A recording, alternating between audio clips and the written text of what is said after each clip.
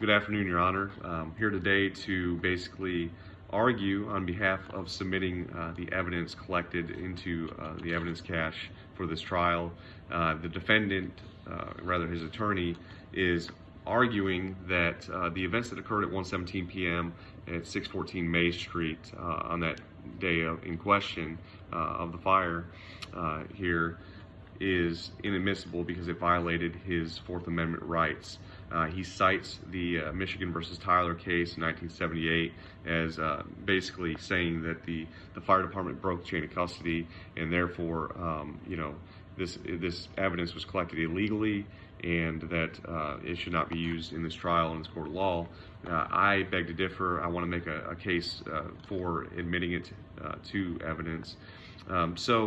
There's already examples out there. We know on that day that basically what happened was the fire department got there, extinguished the fire. Well, while they're picking up and waiting for the fire investigator to show up, another more critical fire occurred with entrapment of children. The firefighters, of course, being 3 blocks away, responded. The investigator showed up thereafter, and of course, the homeowner wasn't there to dispute his entry.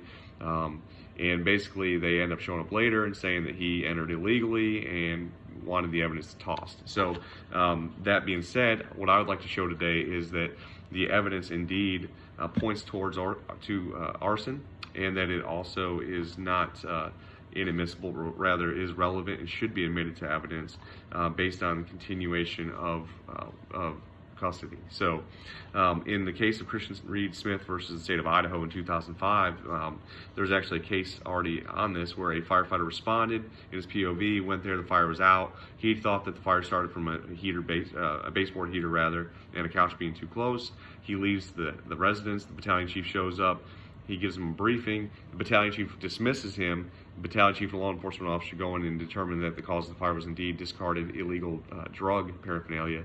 Of course, the defendant in that case was locked up, or arrested rather, for manufacturing of a controlled substance. His attorney argued the evidence should be tossed because of violation of his Fourth Amendment rights. Initially, the trial judge agreed. However, when it went to the state of court of appeals in the state of Idaho, the court determined that the Fourth Amendment to the United States Constitution in Article 1 and 17 of the Idaho Constitution protect individuals against unreasonable searches and seizures. Although a warrantless search is presumptively unreasonable, it may still be permissible if it falls within a recognized exception to the warrant requirement or is otherwise reasonable under the circumstances. Under the exigent circumstances exception, agents of the state may conduct a warrantless search when the facts known at the time of the entry, along with reasonable inferences drawn thereupon, demonstrate a compelling need for official action and no time to secure a warrant. So they overturned the ruling, and what I'd like to show you too is the conclusion that they came up with in this case was that the entries were part of a single fire investigation, which is exactly what happened in our case. They went on to say the exigencies confronting Chief Watson in that particular case that they were citing were of sufficient proportion to render his warrantless but timely reentry reasonable, regardless of whether a subordinate firefighter had made some preliminary determinations. That's what happened here, Your Honor. Basically, and I'd like to show this, demonstrate this chart here, this picture rather. This kind of breaks down, I want to submit this to evidence here, breaking down what a burn pattern looks like around accelerant use, okay? We have areas of light, medium, and heavy charring in an area that's not, extremely heavy fuel load, which is exactly what happened in our case. So as you can see in this chart, the arrows kind of break down those different burn patterns, and if you'll look at the pictures and allow the pictures that I've taken in my investigation to be submitted, or rather the fire investigators' investigation to be submitted to evidence, I believe that you'll find that it is relevant, it is pertinent, and it will show arson in this case. That being said, had the engine company not got that critical call for children trapped in a house fire literally 3 blocks from their location, they were the closest unit. These are exigent circumstances by very definition. They were emergent circumstances.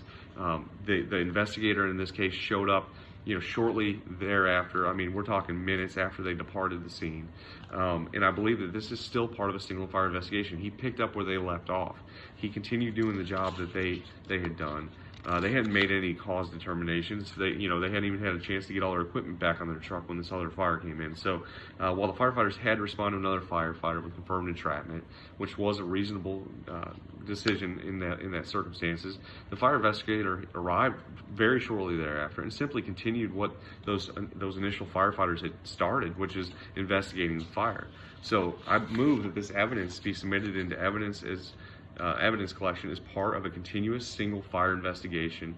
And I believe that and hope that if you allow this to be heard and evaluated, that the jury will find it very useful in evaluating this case and realizing that it is indeed arson, and that this evidence should not be thrown out due to a perceived technicality, but rather there's case studies that validate and back up what we're going for here, which is a continuation of one fire investigation from start to finish, and also that there was exigent circumstances requiring the first company to depart the scene. So between those two arguments, I hope that you will reasonably consider our request and allow us to pursue pushing forward with submitting this evidence for collection. Thank you.